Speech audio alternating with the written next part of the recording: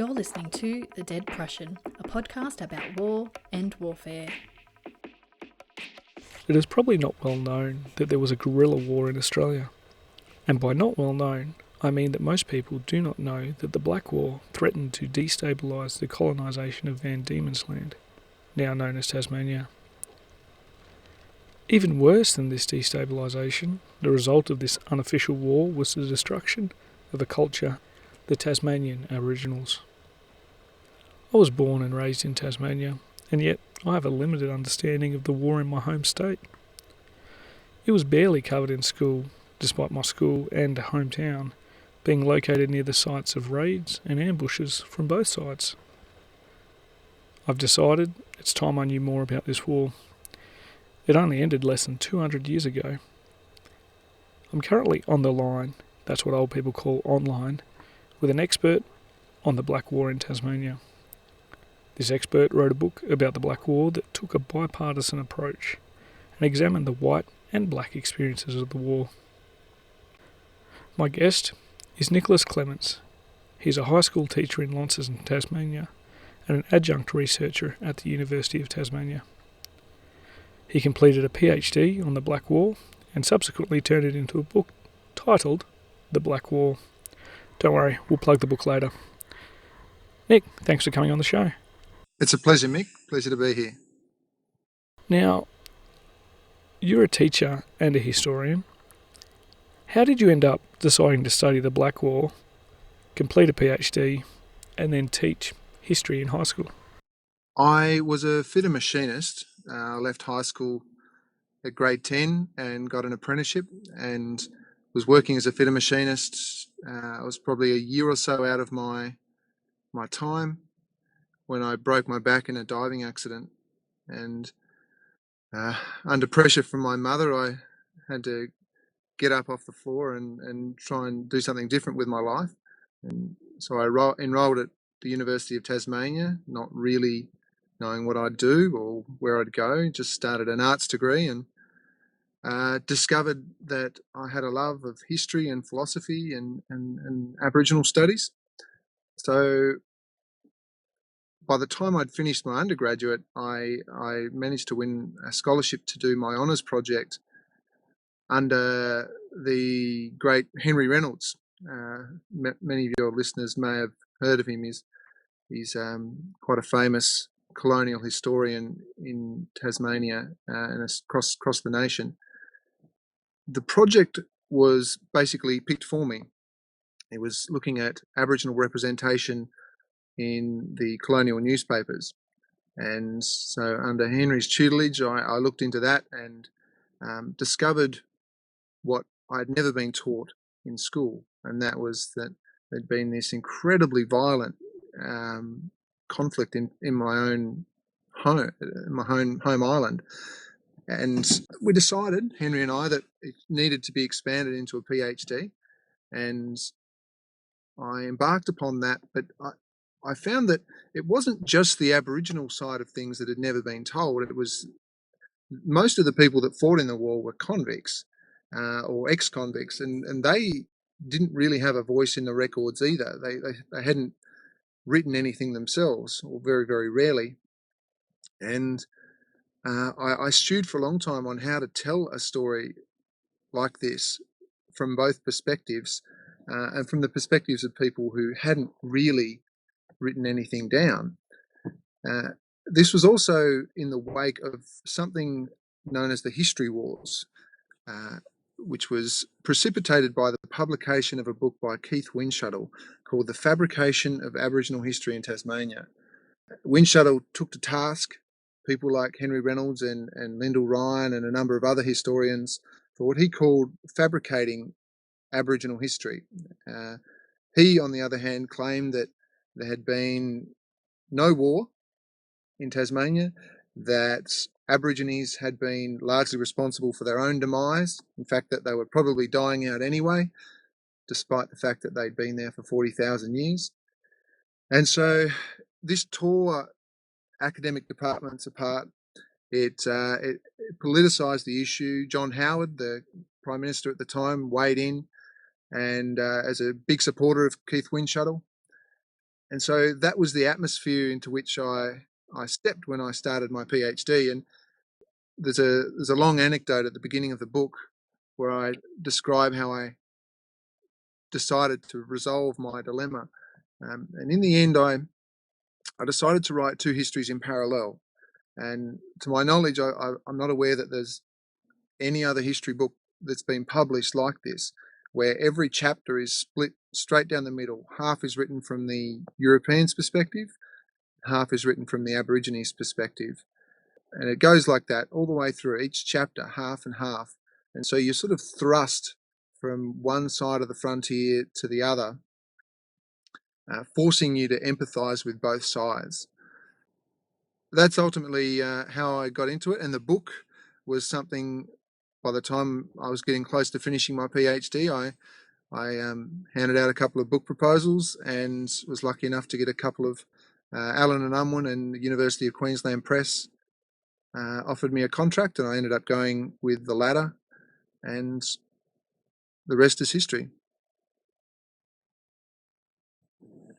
It's a very fitting point because it's all history, in fact, in that book. Now, you've also got a family connection to the war. Yeah, I'm an 8th generation Tasmanian. My great-great-great-great-great-grandfather, Thomas Beams, he and his brother were convicted from stealing from their employers. They both worked for drapers in London in 1803, and they were transported over. Thomas, my grandfather, he was dropped off in Sydney, where he served out his sentence and got married. His brother Robert came down the Tamar River with Colonel Patterson when the first colony was established there in 1804. Both men served out their sentences and then reunited in a place called Hadspen, which is just near Launceston in Tasmania. There they built a house and started baking bricks for the colony. And it wasn't long, this is in the 1820s, it wasn't long before they started having trouble with the Aborigines. And my mother actually alerted to me to a document that was in our own family papers, which was written after the fact by my grandfather's grandson, who described some of these events. They were raided a number of times. The women who were left alone during the day had to defend the hut. They put holes in the walls, and this is something that is recorded throughout the state. You didn't build a hut unless you had what they called loopholes in the walls, which you could fire out of to defend yourself against first bushrangers and then Aborigines. This all culminated when two of my grandfather's servants were bludgeoned to death by Aborigines using waddies on the banks of the South Esk River in what must have been about 1828. In reprisal for this, my grandfather, who was then a district constable, gathered a party of men and, using the same tactics that were used throughout the war, waited until sunset and looked out for the smoke of fires, and he managed to discover the tribe, creep up, surround them, and then ambush them in the manner that was so common during the Black War. And he describes successfully killing 11 out of 12 Aborigines. So this was, whilst it was a very common story in the records, and it fitted the same pattern, it was something else to discover that it was in my own family history. But when I thought about it, I thought, well, even if I hadn't found that document, it would have been naive of me to think that they hadn't been involved, because during that period, nearly everybody was. But nonetheless, it was pretty confronting, and has come back to bite me on at least one occasion, where an Aboriginal academic writing a review of my book claimed that my tendency to empathise not just with Aborigines but with the Europeans as well must have been the result of the guilt I felt over my family's involvement, which of course is not the case, but nonetheless, people were obviously thinking it. It's very interesting, the personal connection you have with the with the war. It's actually got me thinking. I, like yourself, am a fairly old generation Tasmanian from convict stock, and I might have to give one of my cousins a call after this and find out what we've got in the family papers to see what connection we may have. I do know that my descendants were quite roguish as well. Good looking and roguish.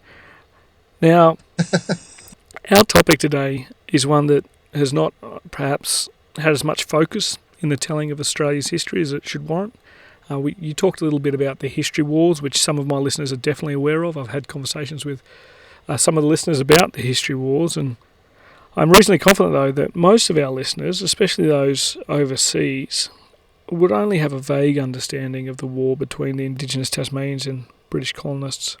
Can you give us a quick overview of what the Black War was? Yeah, sure. The Black War began in the mid-1820s. Now, interestingly, this was about 20 years after Europeans had first settled. British had first colonised Tasmania. The reason why it took so long to begin was because as soon as the Europeans, the first colonists, arrived in Tasmania, setting up a colony in 1803 on the Derwent River, now Hobart, and in 1804 on the Tamar River with my uncle as a convict servant, my grandfather's brother, they were then effectively abandoned by the British because the Napoleonic Wars broke out in Europe.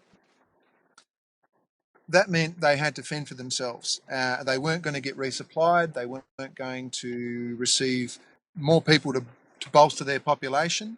There was only every few years they'd send a ship, but they were basically on their own, just a few thousand of them. They had to go out hunting. Often they had to send out convicts with guns and dogs, the two most valuable things in the colony, and that actually precipitated the first wave of bushranging in Tasmania. And it was these hunters and bushrangers who had the first contacts with Aborigines. We don't have great records for this period, but those contacts appear to have generally been violent, although there was some evidence of negotiation and trade. On the whole, though, the Aborigines had the upper hand. They were numerically superior. They controlled the vast majority of the Tasmanian interior. And it wasn't until the end of the Napoleonic Wars, so in 1815, the Battle of Waterloo, the Napoleonic Wars came to an end.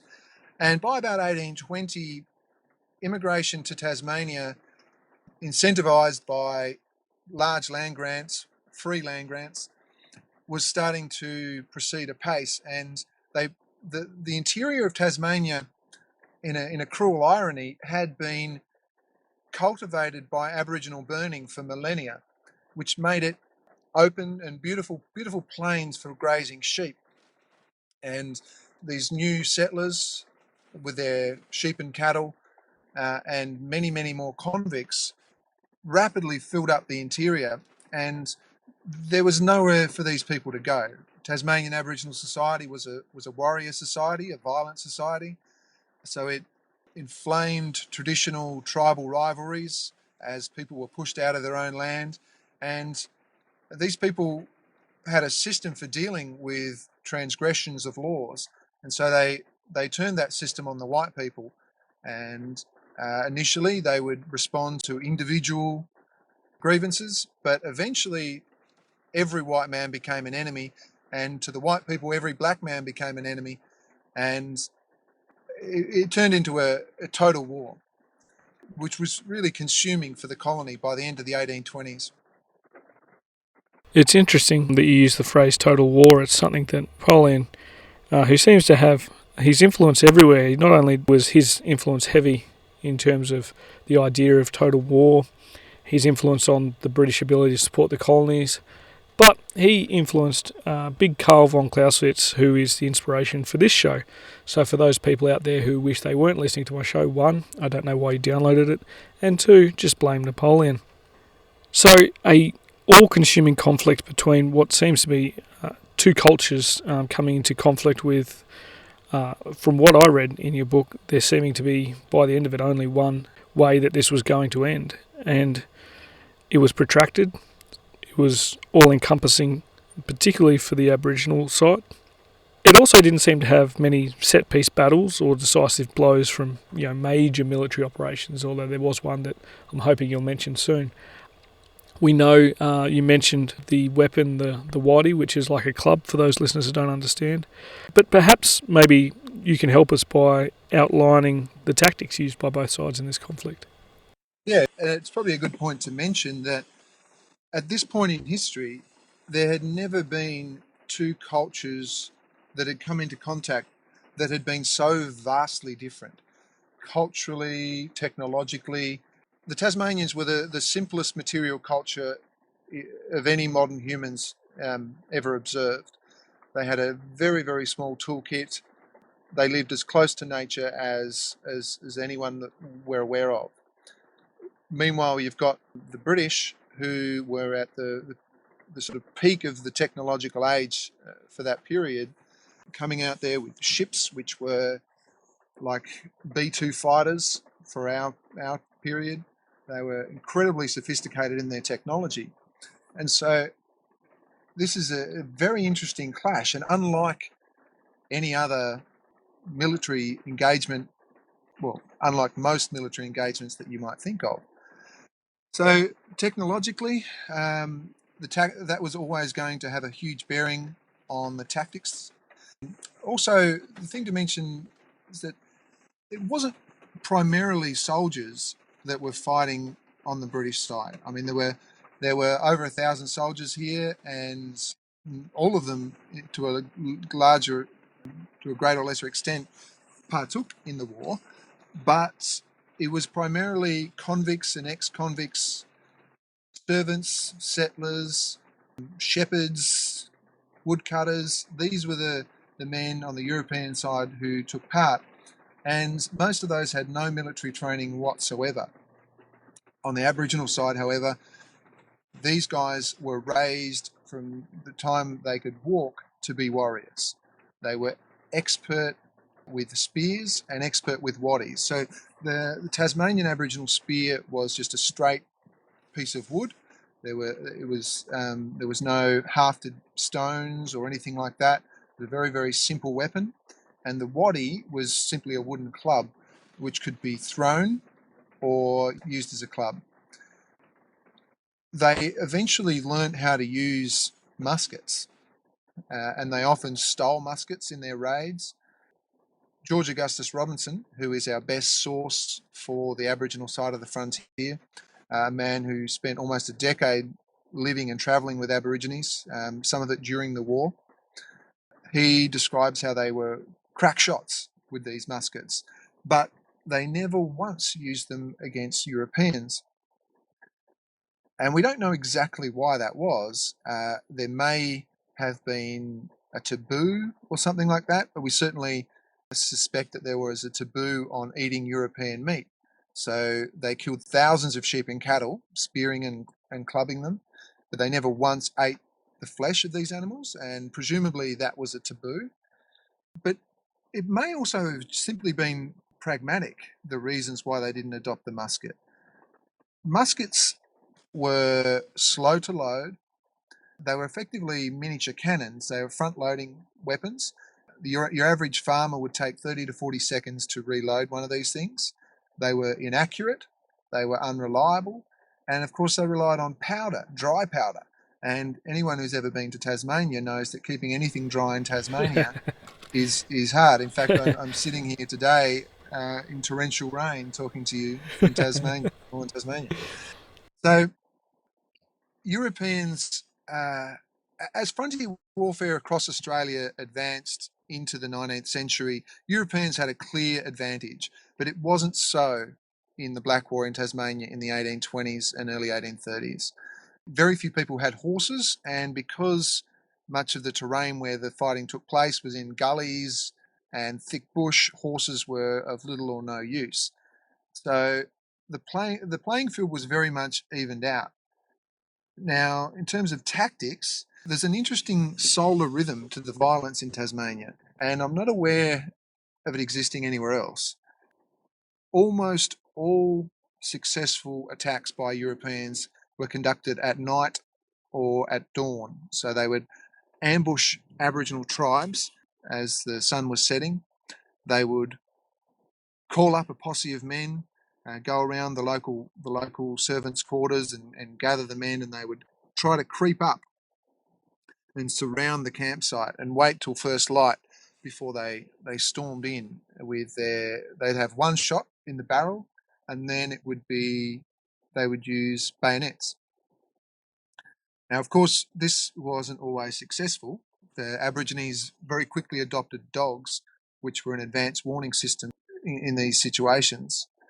But nevertheless, over the course of the years, these tactics took their toll on Aboriginal society. And by the end of the war, there was probably less than 100 Aborigines in eastern Tasmania, which is where the Black War took place. So it ground them down, these tactics. Although they did try to attack them during the day, they didn't have much luck. Aborigines developed a reputation among the whites as ghosts or spectres because they could just appear and disappear and no one could ever find them. It was only at night that they were vulnerable. And however, as soon as the sun came up, it was the Europeans who had to feel vulnerable.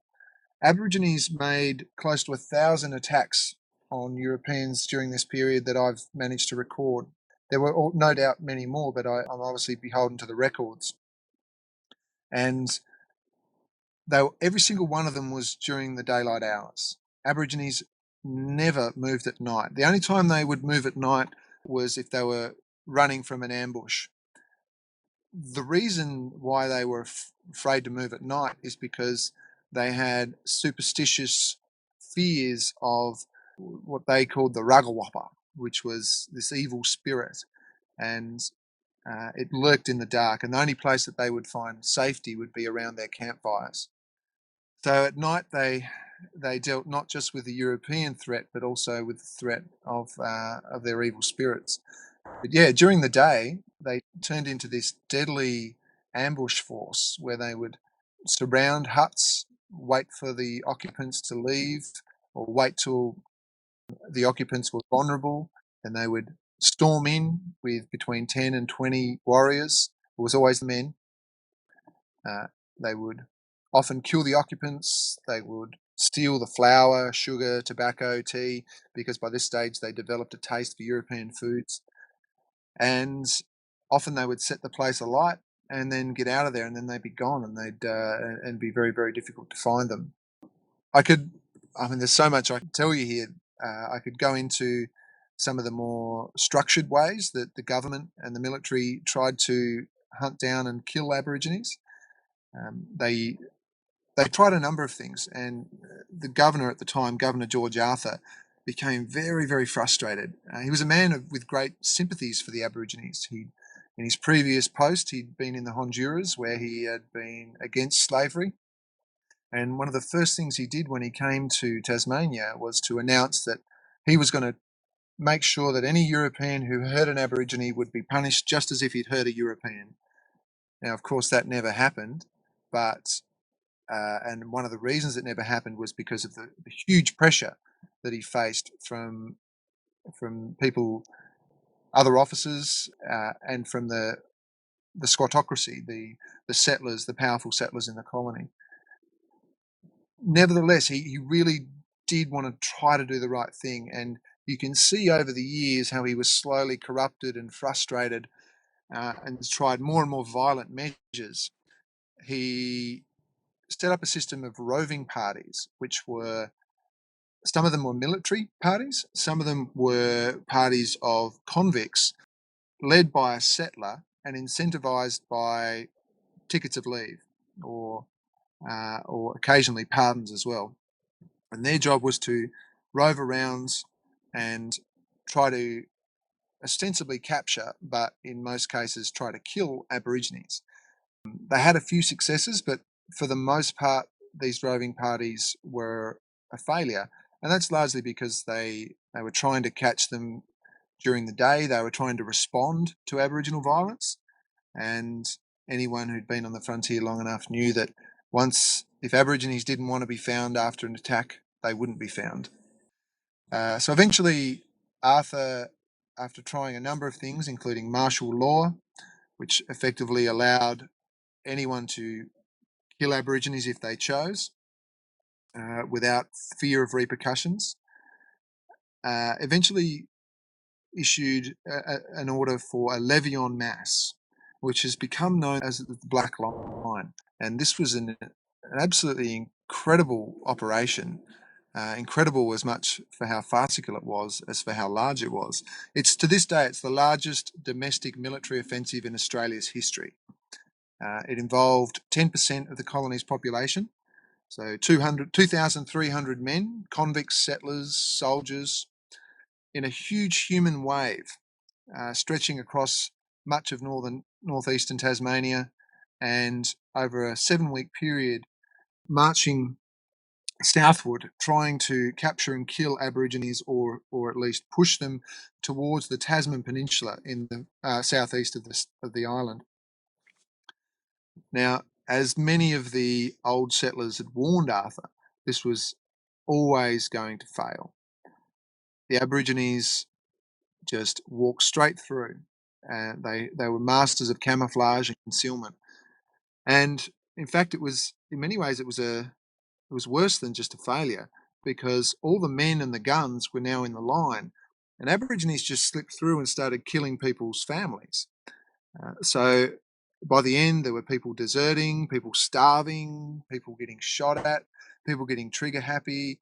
It was a complete fiasco and cost the colony an entire year's revenue.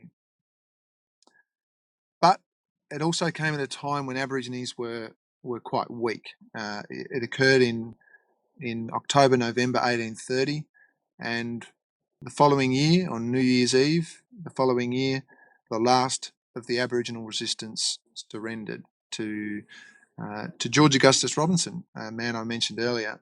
Now, Robinson, since late 1829, had been walking with a party of Aboriginal sort of envoys, Aborigines who had sort of thrown in their lot with the Europeans.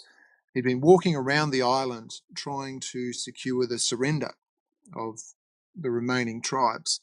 And people made a huge amount of fun of him. They said the papers mocked him and said, this guy's a joke. You can't deal with savages. But while the Black Line was failing, during the exact same period, Robinson managed to secure the surrender of a dozen or more Aborigines in northeast Tasmania. And over the next year, he managed to secure the surrender of all the rest of the survivors. So in early 1832, the final party of 26 Aborigines, 26, yeah, this is from a beginning number of several thousand, they were allowed to keep their weapons, and they were marched down Elizabeth Street in Hobart towards the governor's quarters. And the entire town came out and lined the streets as this last remnant walked proudly towards the governor's house. And we don't know what was actually said in that meeting with the governor, but a few days later they were shipped off to the Flinders Island, where they and the other survivors quickly died of disease. It's interesting to show how the tactics used by, as you said, the largest offensive military operation domestically conducted in Australia was a failure, yet due to numerical superiority and a number of other factors, the British colonists still ended up becoming the victors in this war, and the remaining Aboriginals were sent off to Flinders Island, where my family hails from. But it's one thing that always interests me is the effects of a war on a society, and because your book happens to cover the war from both sides, I'm going to ask you to give our listeners a bit of an idea about what the effects of this war were on both the white and the black sides.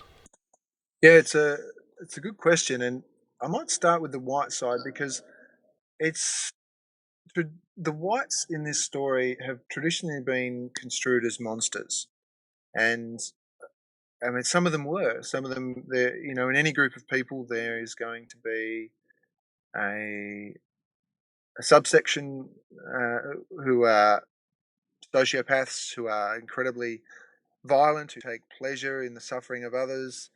But for the most part, they're just average people. And most of the convicts, like my grandfather, were just struggling Londoners who trying to make ends meet, and they flogged a few things, or they forged their signature or something like that, and ended up their entire lives gone. I mean, just imagine what it would have been like to be my grandfather and his brother.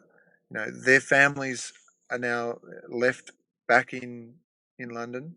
They know that they'll probably never see them again.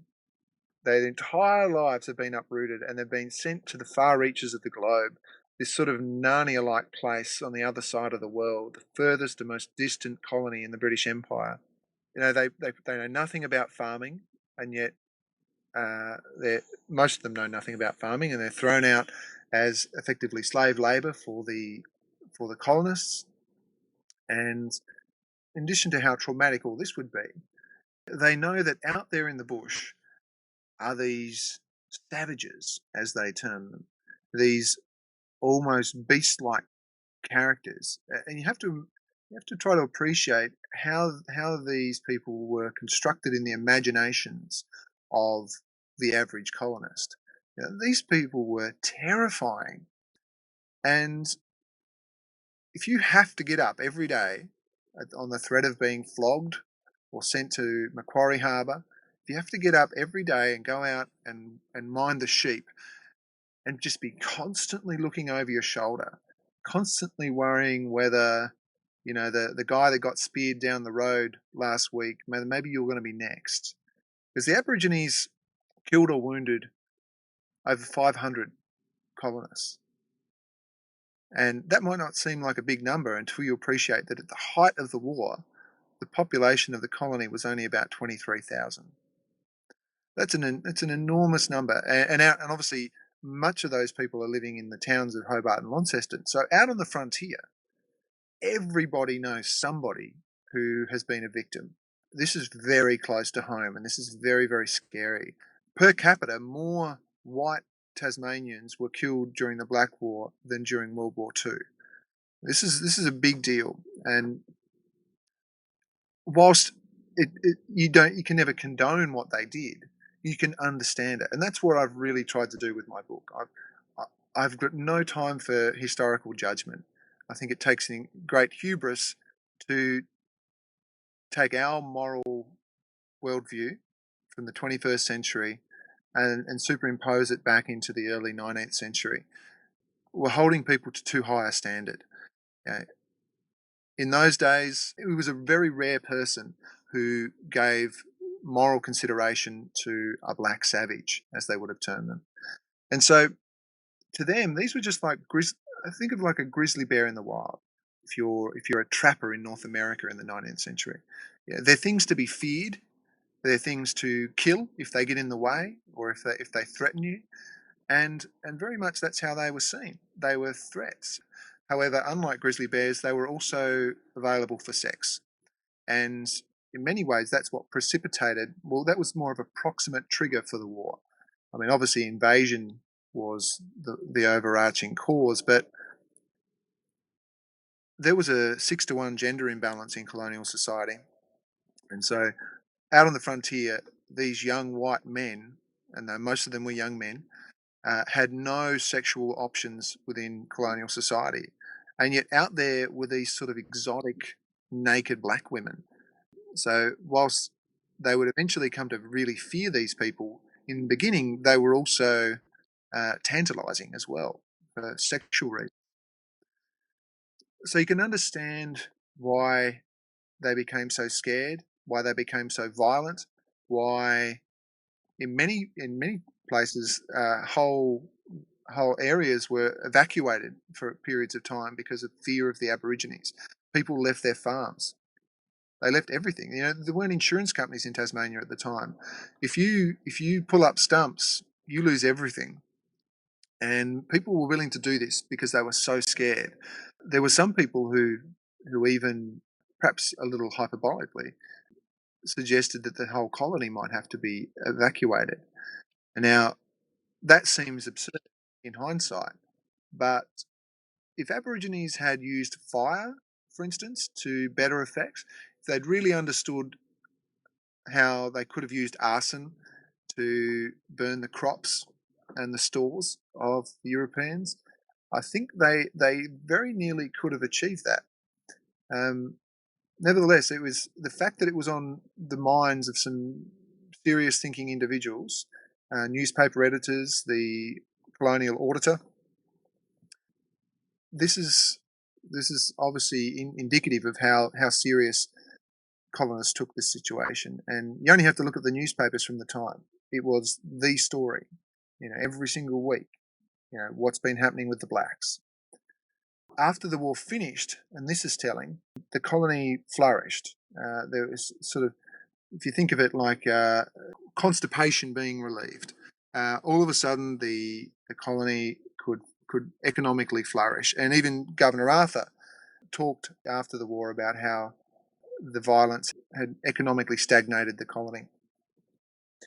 When the very small number of survivors, I think it might have been 47 survivors from Flinders Island, were going to be repatriated to an abandoned convict station in the south of Hobart, the colonists who had survived the war absolutely went up in arms. They had a big town meeting. They wrote to the governor, who had obviously not experienced the war himself, and said, "You don't know what it was like. You don't know how terrifying these people are. Don't you dare let them come back to the mainland of Tasmania, or this is all going to happen again." So whilst that was never going to happen, I mean, this was an aging, ailing remnant of people. The fact that people seriously thought it could and were seriously terrified about it tells you something of how fearful the Black War was for Europeans who lived through it. As far as the Aboriginal perspective, it was no doubt worse. To add to all this torment, they suffered from a skin infection, which was probably canine scabies, and that's because soon after the Europeans arrived, they adopted dogs. Dogs were a great thing for many reasons. They helped them to hunt, but more importantly, and this is so much more important when fire became the big flag that gave them away during the night, dogs were warm and they would cuddle up to them. And you may have heard in Australian vernacular talking about a 3-dog night, when the old drovers would cuddle up to 3 dogs because it was so cold in the evenings. Well, Aborigines literally did that, and they got this horrible skin infection, which was a horrible, pussy, itchy infection that almost all of them got. And so overnight, they had to have low fires or no fires at all, and they had to snuggle up to these dogs and often use blankets, damp blankets that they'd stolen from Europeans to stay warm, and they had to sleep in the constant knowledge that they might be ambushed, and they had to sleep wondering whether that crack was a possum or the boot of an ambusher. So their nights were terrifying. They also knew that eventually, by the late 1820s, I'm sure none of them were under any illusions that this was all going to end. That it wasn't just that they were going to lose the battle, they were going to lose the war, and they were going to lose their lives. They were going to lose their culture. They were going to lose everything that they'd ever held dear. Now, that's something that it's almost impossible for us to get our heads around. And interestingly, who they were going to lose it to was not human beings. From the very beginning, Aborigines incorporated Europeans into their spiritual framework. They didn't see them as a foreign race of humans just like them. They saw them as returned ancestor spirits, evil spirits, returned from the island of the dead. And we've got a number of sources that back this up. Even after the war, they thought that England must have been the name that Europeans gave to the island of the dead. And so they weren't actually even fighting men. I mean, I hope this doesn't sound like it's trivializing the situation, but for them, it was very much like a zombie apocalypse. They were being invaded and overrun by dead ancestors, evil dead ancestors. And when you sort of see it from that perspective, you realize that both sides of this conflict were seeing it in totally different ways. And that's why I thought it was so important to write it from both sides. But yeah, for the survivors at the end, the children and the old people were the ones that died quick. They couldn't keep up when they were on the run. They were the ones that were easily killed during ambushes. So those who, for instance, got through the Black Line, they had already lost more than 9 out of 10 of the people that they loved. So forget about the fact that they know their entire world is coming to an end. Think of the crushing guilt that they had to live with day after day after day, the suffering, the uncertainty, the constant fear. We know in hindsight that the survivors had an out, but they didn't know that. They didn't know there was a George Augustus Robinson who would offer them terms. As far as they knew, they were just going to be eventually shot to the last person, and that was the end of it. So a deep hopelessness must have pervaded the entire conflict for them. It's a very haunting tale, I suppose. We see the destruction of a culture here. And for a lot of Australians who don't know about this, this is an event that was less than 200 years ago in our history. But we must move on, not just because it's raining and I'm sitting in my car in a maternity hospital car park, but also because we have to get to the final question of our show, which is a final question given to every guest. Part of our mission on this show is to define war, to encourage the discourse about it. So I ask each guest to offer a definition of war by finishing the sentence "war is." So Nick, as our most Tasmanian of guests so far, I ask you to finish the sentence "war is." Yes, it's a conflict between belligerents that can't be resolved by the available diplomatic and legal and cultural structures. It's a question which holds more significance for this topic than perhaps for some others, and that's because many people, like Keith Windshuttle and John Howard, have tried to deny that this was even a war. They have got it in their heads that wars are things like World War I and World War II. There are declarations, there are nation states, there are pitched battles, but this is incredibly short-sighted.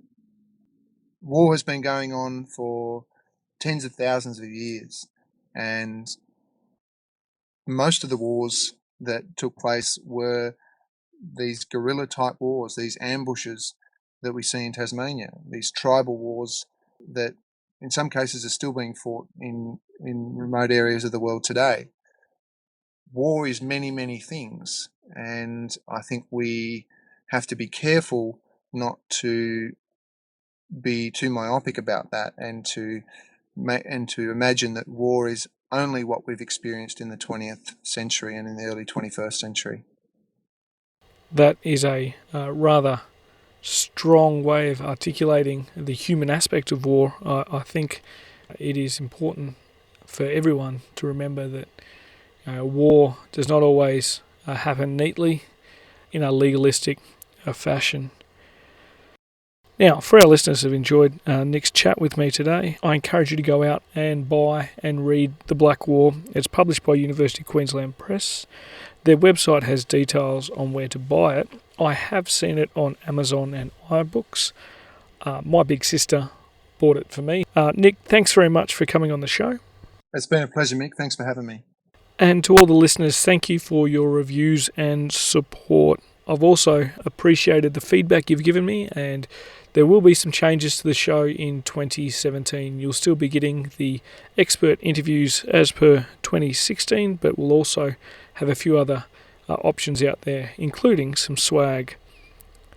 But until next time, listeners, grab a book and crack on. Join the conversation with us on Twitter at Dead Prussian Pod, on Facebook at the Dead Prussian page, or on our website www.thedeadprussian.com. All show notes for this episode, as well as copyright information, can be found on the website.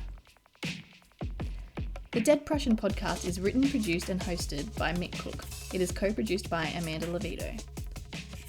The music used throughout is Caught in the Beat by Broke for Free and is used under a Creative Commons Attribution license.